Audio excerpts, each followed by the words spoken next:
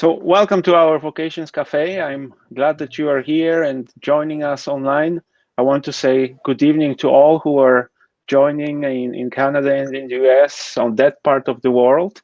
And good morning to all who are joining us from Philippines all the way across the world. So welcome the Vocation Café as an opportunity for us to chat about vocations. I invite people from many different ways of life, from the oblates, oblate associates, married couples, and single, and basically to look at life as we see it, as answer to God's call. So I'm very happy we are joining today all the way from Philippines with Father Rock and Father Denz, but maybe introduce yourself so we will know who we are here. Yes, good evening, Father Jarek, and good evening, everyone coming from other parts of this world. And good morning to all here in the Philippines. I'm Father Rockmore Saniel OMI. I am one of the directors. Actually, we have two vocation directors here in the Philippines. I'm one of the vocation directors of the Oblates of Mary Immaculate here in Mindanao, based in Mindanao. And good morning. Morning. Hello, good morning from the Philippines.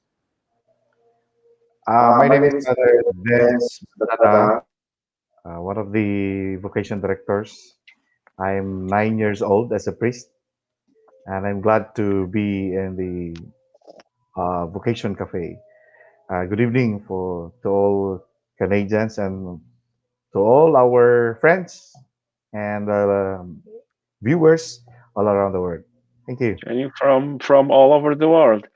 And we have Ray already. Manuel is watching with us. So he's there on your side, I guess, of the world, right? He's in Metro Manila. He's in Manila. There we go. So welcome, Ray. It's great to see you here. And Buongiorno. I truly encourage you. If you have any questions or any comments, please feel free to post it, and we will see them and address them as we are talking about it. And it's great to see you both here. I'm following you on Facebook and all the news that we are hearing from Philippines, and amazing work that you are doing. This is especially in the time of pandemic. Like, as we talk about the vocation, so maybe I would invite you to share with us a little story about your oblate vocations. Like, how did you end up to be an oblate priest? How that happened?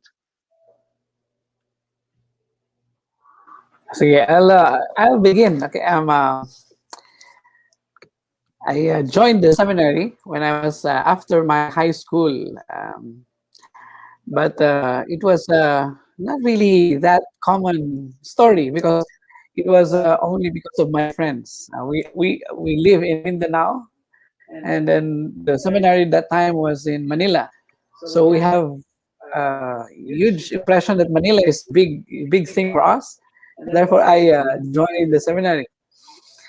But in any case, I started this vocation, maybe not in the seminary or just entering the seminary, but because of my family, maybe. Big role in my vocation as a priest now is because of my family. When we were still young, my parents, my grandparents are very pious. They're very prayerful. Every day we pray the rosary. Every night we have to pray with my grandparents, especially when we watch television. During that time, we have no television yet, and every day that was the thing that we were doing as a family. And so when I entered the seminary, it somehow brought it somehow brings strength in me. Why I stayed in the seminary for quite some time. In the seminary, I finished my seminary in Manila. Then one by one, most of my friends in the seminary, especially coming from my place, would leave the seminary, one by one. And then I was the one who was invited. I was the one who stayed there until I became a priest. And it's funny thing because for the first thing, never had that intention really, for sure to become a priest. But something somehow changed, Maybe that's my vocation. But there's still, of course, a lot of things happen in me throughout my formation here. I can still remember. That's why I always believe vocation is something about religious experience.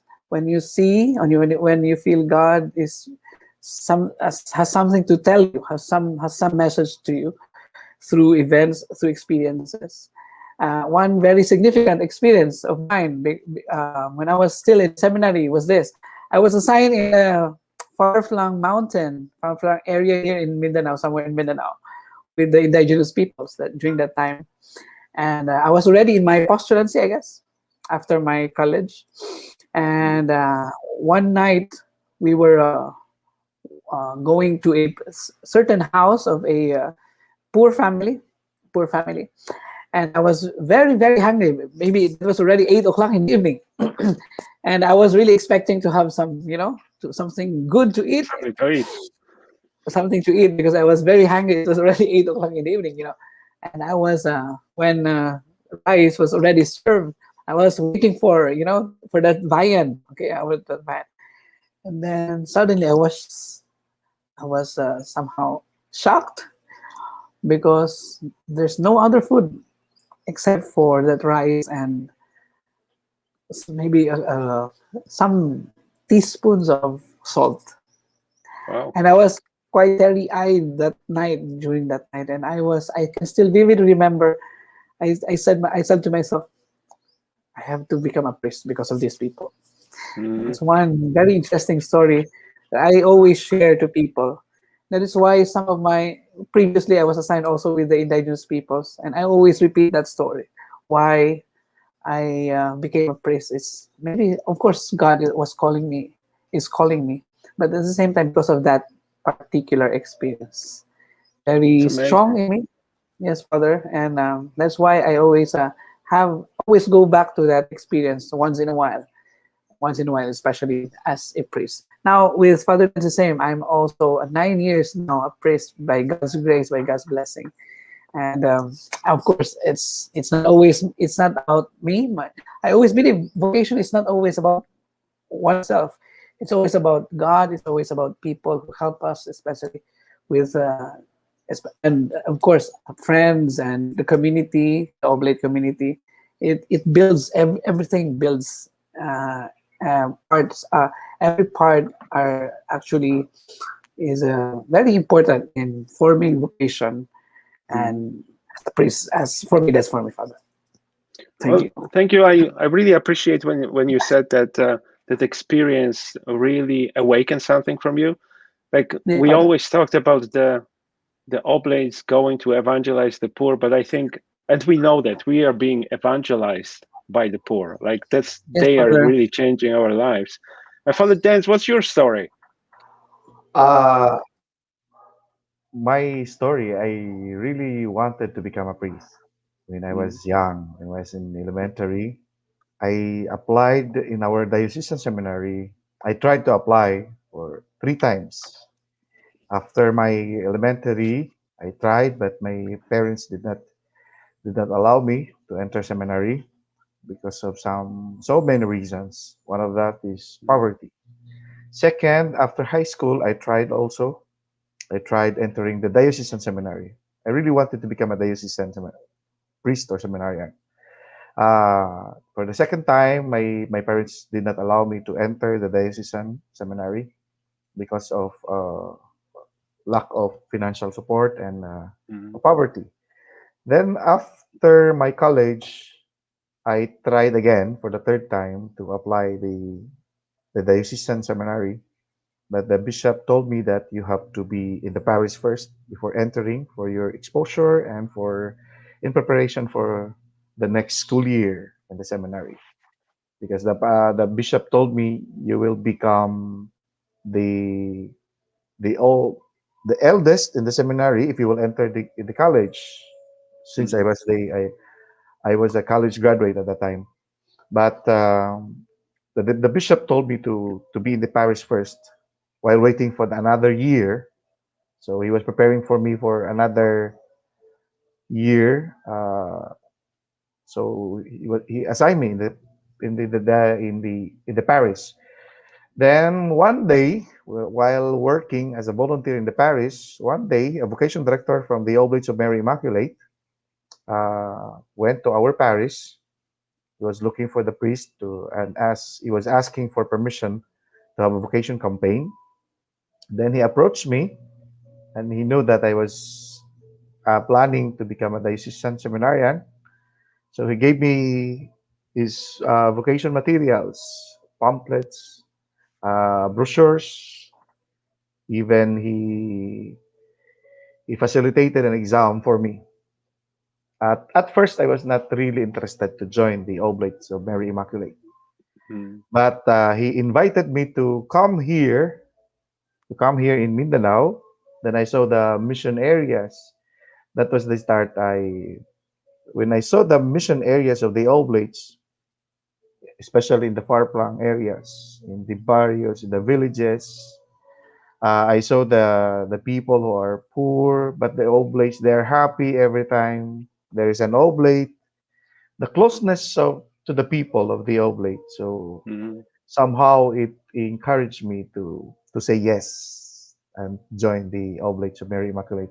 And I forgot everything, my dream, my desire to become a diocesan seminarian Mm. or priest in our diocese. So I started to fall in love with the Oblate mission. So that's it. Here It's I am. amazing actually how we can relate to it, the closeness to the people. I think you will quite often hear from especially from the oblates when they refer to their vocation and what called them to be a part of it.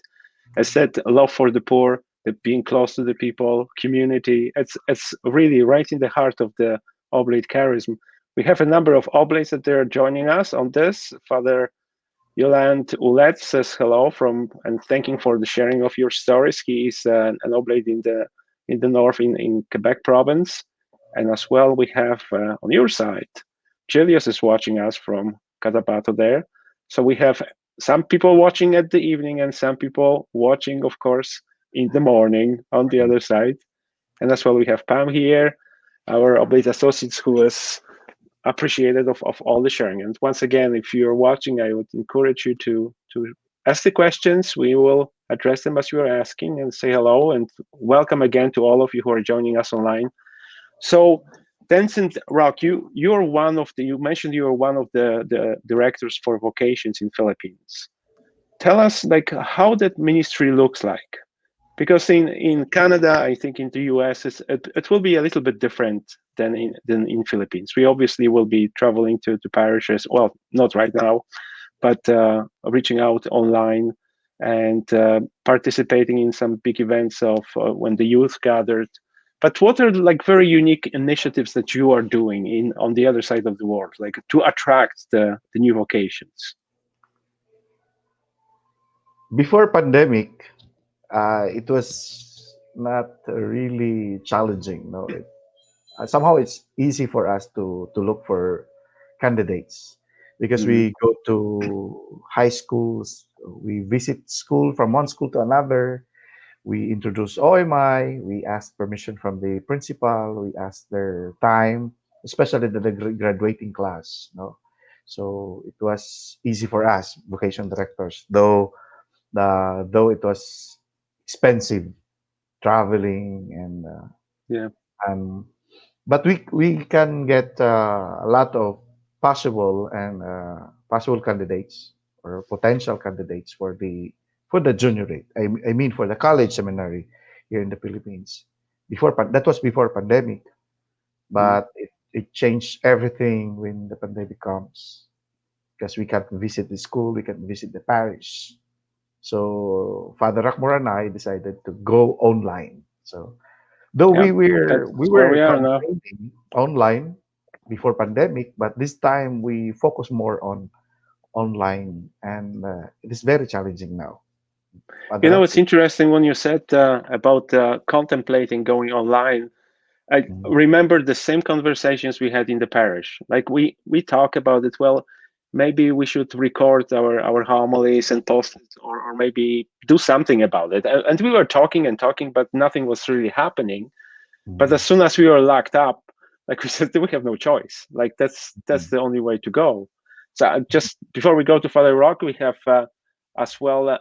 I'm really blessed in Canada. We have the vocation team, so I have four other members on the team, Oblates and Oblate Associates as well. So here's Serena. She's in the Western Canada, Oblate Associate on the vocation team, welcoming all of us from the team, and our faithful Father Ali from the Northern Quebec, who is working with Innu people. Oh, good morning, and good evening to you, Ali, as well on this side. And you must know Ray and Amala to say hello to them when you see them. Thank you, Ali, for joining us again.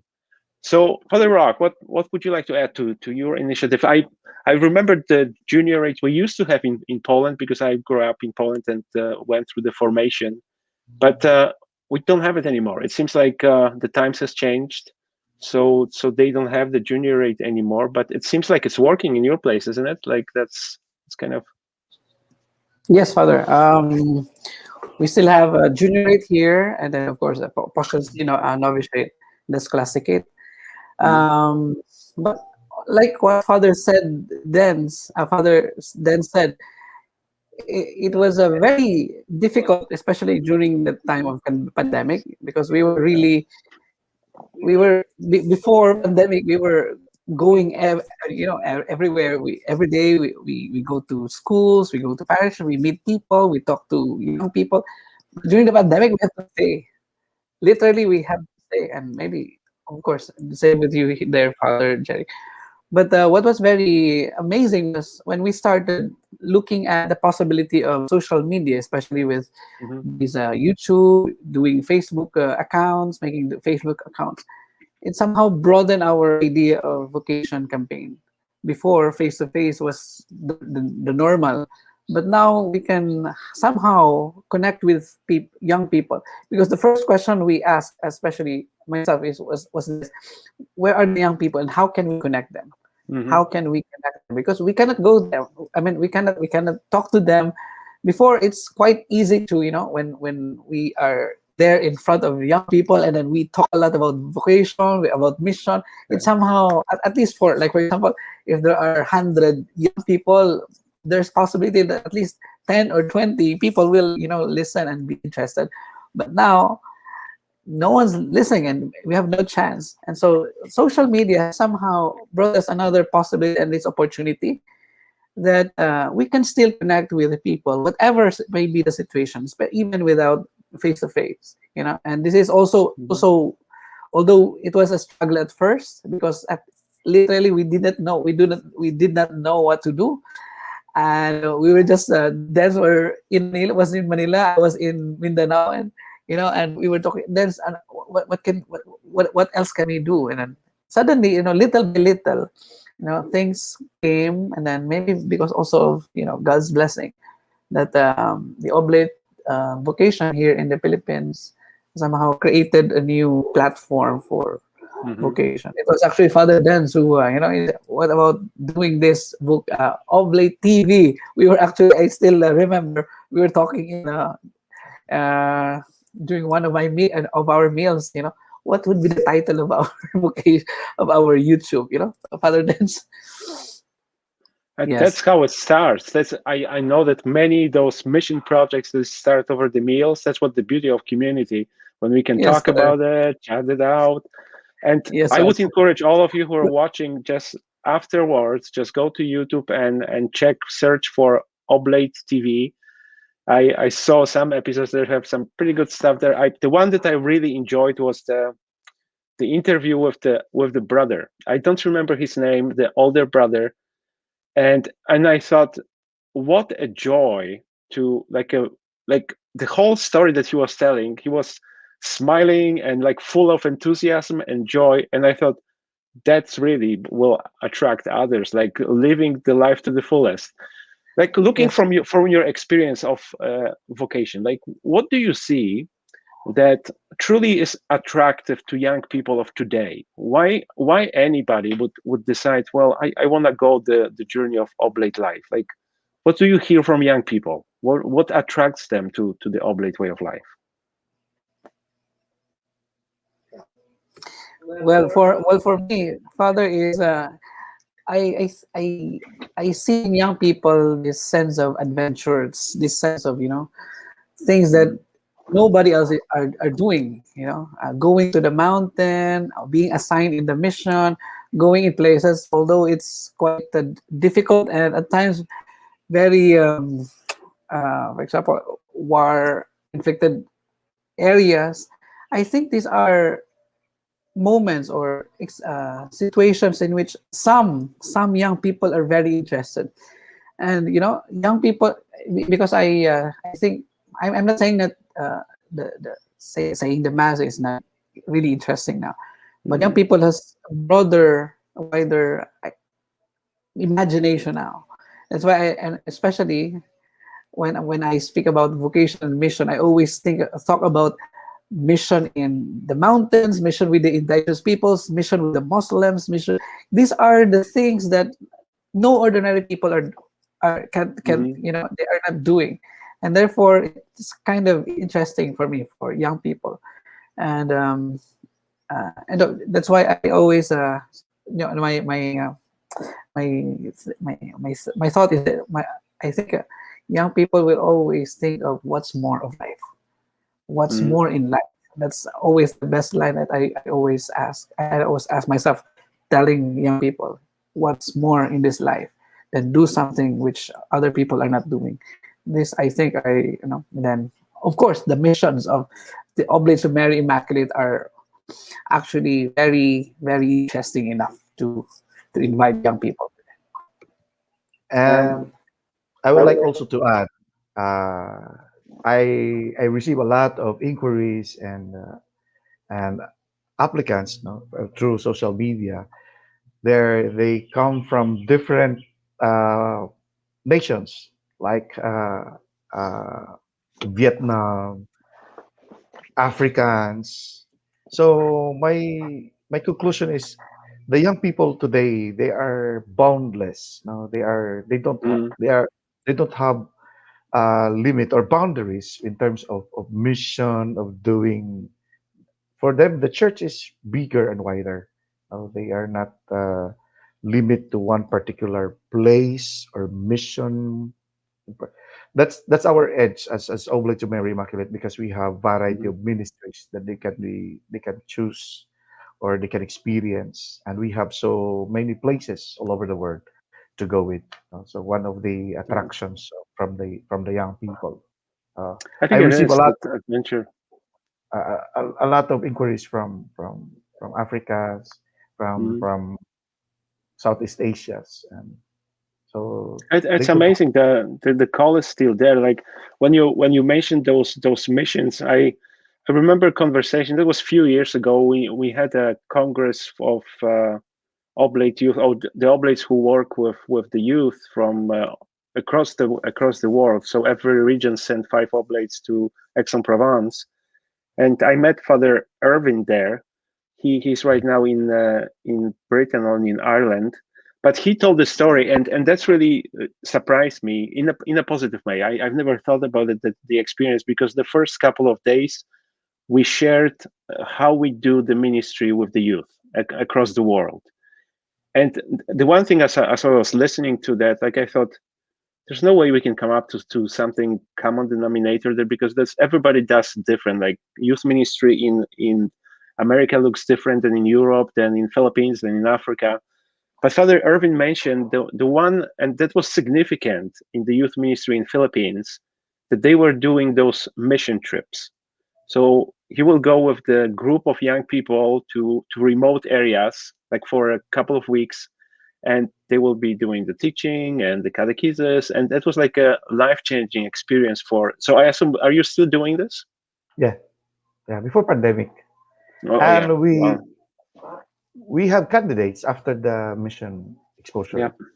Oh, That's the way they are putting actually the hands on the true experience, yeah, and I think that's true. Like we some before pandemic, we had an opportunity for young men to experience, like in the region, the missions in Tijuana in Mexico, and as well Bremsville, and quite often when they had the chance to experience firsthand, it changes their lives. So tell me, like when you look at the reality of life in Philippines now, what do you see as the biggest obstacle for young people to answer the call?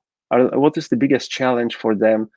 Like what stops them from answering the call, or they're afraid of, or what would it be from your perspective there? yeah, Well, I think basically it's about technology. With this, a lot of technology, young people are already doing a lot of things now with games, with Facebook, with YouTube, and other things with the internet, with the social media. And at the same time, with the opportunity now given to, especially in the Philippines, there are a lot of opportunities now, going abroad or having good job after. These are the things that confronts us once every time we talk with young people, because they always talk about their family, they always talk about their what they want to become, like engineer or anything, and it's although it's a struggle at times to tell young people, like this, oh, the oblates, the mission, but sometimes these things are also the realities that we have to accept. Hmm. But it doesn't mean that this, when young people presents their they are they have plans for family, married life, or I think it's okay. It's okay. That's why I believe vocation promotion or campaign is not so much about forcing people to come to us. What we are doing is simply inviting people, but it's always the work of God when they come to us. Because whether they become priest, OMI, or diocesan, or any religious uh, or congregation, or they become single, or they become married, I think what's important is that we were there during that time when God sent us to them. And that's why, although there are um, uh, some some things that becomes barrier in our vocation campaign. It's always being, for me, I'm always being positive. Yeah, it's okay Mhm. when people come. It's okay. The important thing is that we do our part as vocation ministers, vocation directors to these young people. Yes, Father, that's maybe can add. Yes, that's one thing that we constantly remind ourselves here as the vocation team, that it's about vocation culture. Like it's like there's God calls to many ways of life. It's about God. It's not about us, and it's blessing really to accompany the young people to discover their vocation. Some might be the oblate, some might be getting married, but as long as they answer that call. Another challenge from from the young people coming from the third world country, and we have also the close family ties.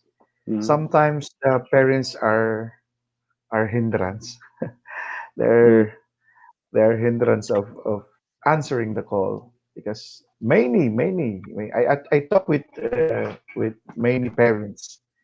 um, they usually discourage their son to enter seminary because maybe they are afraid to lose their son, or they're planning for him for another career or what. yeah. So that's one of the challenges in the third world country. The parents, there are a lot of parents who are discouraging their son Mm. to enter seminary or to respond to the call.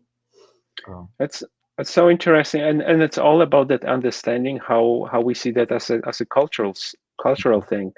Because like I and probably you will see that in Philippines too. Like, and Rock, you mentioned about many young people see that career chasing, like they want to get into a certain time of work, like get the education, but how much is that answering the call that God is giving to us? So I want to say hello to a couple of more oblates. They're joining us. Here is Father Tony, watching from Hamilton, right from here, just a few blocks away from where I'm connecting from the office. So thank you, Father Tony, for tuning in, and all the way from the west, Father Ed Casa is joining us from St. Albert, Alberta. Thank you, Father Ed, for tuning in, and we're happy to see you here. And I want to encourage you. This is the last chance. If you have any questions, just type them in the comments, and we will try to address them. The one thing I would like to ask you, to both of you, we talk about sharing the charism with others. Like when Eugene was announced that he's a saint, it was given, the charism was given to all. It's not like exclusive to the oblates. Do you have any initiatives in Philippines with the like oblate associates or oblate partners, or how that sharing of the oblate charisma happening there? Well, basically, we have no particular group that we are working now here in the Philippines as a vocation team. But Father what we Panpon do is is, saying hello. hello, Father Ponpon. He's in Manila. He's in Manila. But working with people, especially with those our partners, we call them partners. We call them partners. It's a big thing for us because aside from us working, these people, our leaders in parishes, in schools, in our institutions, they're also helping spread the vocation to people. Hmm. In fact, most of the time, they are the ones referring people. Father, talk to this guy. Father, call this number. That's He good. is interested. These people, even if we did not tell them personally or literally that, hey, if you have someone, someone, please call. Somehow they already know that our work, especially our congregation here in the Philippines, is looking for people who are interested, and somehow it's already embedded in them. Somehow they already know that. When in fact, I imagine when they see young people, either students or their co-workers, I think one question that they always ask is this guy ready? okay, it's already ingested, and they always, relate that to us, especially people we know ourselves, our friends, and then people we met in the parishes and in our areas. Yes, Father Des. That's great. The Oblates of Mary Immaculate, the former seminarians. They help a lot in campaigning, in promoting the vocation, and introducing the people the Oblates of Mary Immaculate in the Hmm. Philippines. So they help a lot in terms of promotion and recruitment. That's great. Yes, if I may, It was yes, supposed to happen actually this year. It was the second congress of the, because there's many different ways that people are connected with the oblates, the yes, Masnodin family, the oblate associates, oblate partners, and it was supposed to be a congress this year in July. That I think is postponing my understanding. So I'm sure we'll hear a lot about the oblate associations and how people are connected across the world, because as you mentioned already, it's a little bit different approach to it, and it will be great to see that. I have a couple of questions that are coming in, so maybe we can address those. Here is from Father Tony. How many are in first formation in your country, in province, the Filipino province? 35. We have So that will 35. be 25, 35. 35. 35, 35. We have 35, Father. Wow, first That's year good. to third year. So this includes like the pre-novitiate, novitiate, or the Not yet. seminary. Our college, Father. Oh, okay. So from the college they will go farther. Yeah, So Father. how many do you have in the seminary? And the pre-novitiate, Father. Oh, pre-novitiate and novitiate, like how many would be there? Uh, Two, two from pre-novitiate, and how many? nine Nine from in novitiate. novitiate. I Okay. think we have like some 21 in the scholasticate. Oh, But in the that's novitiate, we have how many Filipinos? We have, I think, three or four. Four Filipinos. Oh, Four four Filipinos. Filipinos. And we pretty have good. the others. Mm, It's And all scholastic. interculturality. Yeah, yeah. That's what we are talking about in Oblate congregation across the world, interculturality that we are exchanging. We have when another question. Father Father Rock? asked how many, I just wanted to share this story. We have, for example, 35 in the seminary now, Father, first year to third year. But these are people who passed the exam. These are young people who passed the interview. Okay, but to Okay. ask if how many were interested to join the seminary, a lot were actually interested to join, but some of them did not pass the interview. Most of them did not pass the exam, but a lot of people are still interested. That's the thing, Father. It's a part of the journey. Like when I went to the novitiate, there was 40 of us in the novitiate. At the first year, the number dropped to 30, and when I was ordained, there was 13 of us. And right now, I'm really not sure how many it is, but it tells you it's a journey, and that's what tells you vocation. Like they will discover that God is calling them to a different way of life. But it's good to see so many in the numbers that you have. Here, Father Pompon added as well that you have MAMI, Missionary Association of Mary Immaculate, which we always have here in Canada. That's a different way of connecting to the Oblate Charism.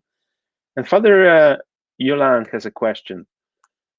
As from a strong Catholic culture, like I think everybody understands, like, and for me, like from the Polish culture as well, like when you have a Filipino or all Polacks, that will be all Catholic.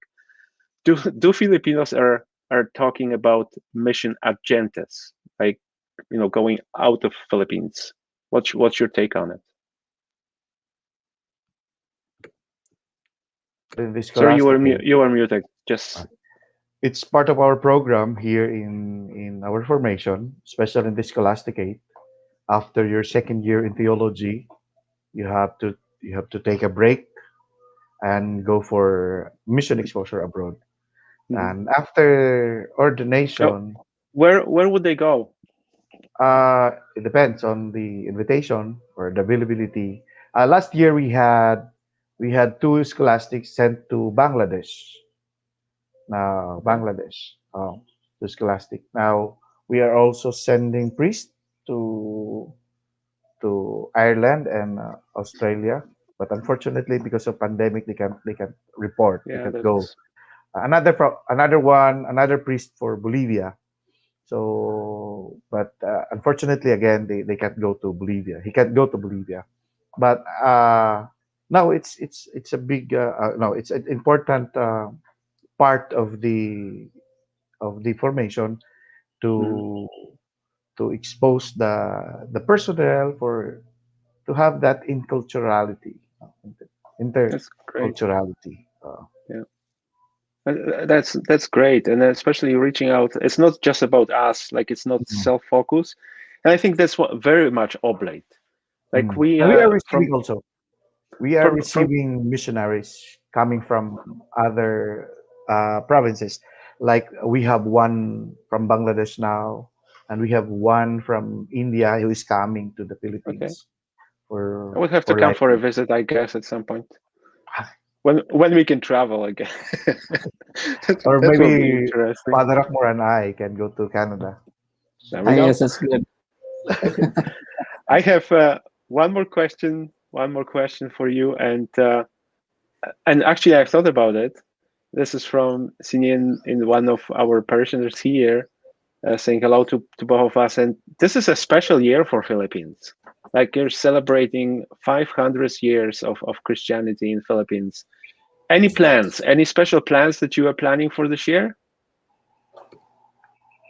The diocese now, in every diocese, we have our own initiatives to have an awareness of the people that we are now celebrating the 500 years. But they have their own, the Catholic Church here in the Philippines, they have the calendar of activities for the whole year of celebration. I don't know exactly what is in the calendar of activities. Rockmore, do you have any idea? But this But this time time they're preparing preparing the history of different chapels and parishes to be included in the Catholic Church in the Philippines history. So something like that. So yeah, teach me a little bit of history, because out of curiosity, how did Christianity arrive to Philippines? Father Father of Rockmore more is more in March 1521. That's 500 years ago. 500 years ago, Father Magellan, the Spaniards arrived in Mactan, Cebu. They met with the people there, with Lapu-Lapu and Raha Humabon, and they exchanged maybe goods, and then after a while they started building relationship, and then they introduced Christianity. But that's the thing, because the in the Mindanao area, the Muslims are already there, living there in that area. That's why here in Mindanao, mostly majority are Muslims, especially in Jolo and Mhm. Sulu. So basically, the Spaniards arrived, and the people there in Luzon and Visayas were still have no religion, have no particular religion at the time, and so the Christianity started just thrived in that area in Visayas and in Luzon. And now, for 500 years, Christianity is still the majority religion here in the Philippines, with the Muslims, of course. Mhm. Well, 500 years. This is something to celebrate. So Yes, Father. thank you for joining us here tonight, and I'm or the morning. I keep forgetting that we are on the different times, but I want to ask you on one more thing. Like in one sentence, two sentences, what would you say to a young man who is all discerning, thinking, maybe is watching this interview that we have, this Vocation Cafe, and is thinking, oh, maybe God is calling me to something like that. What advice would you give to a young man who is discerning at this moment?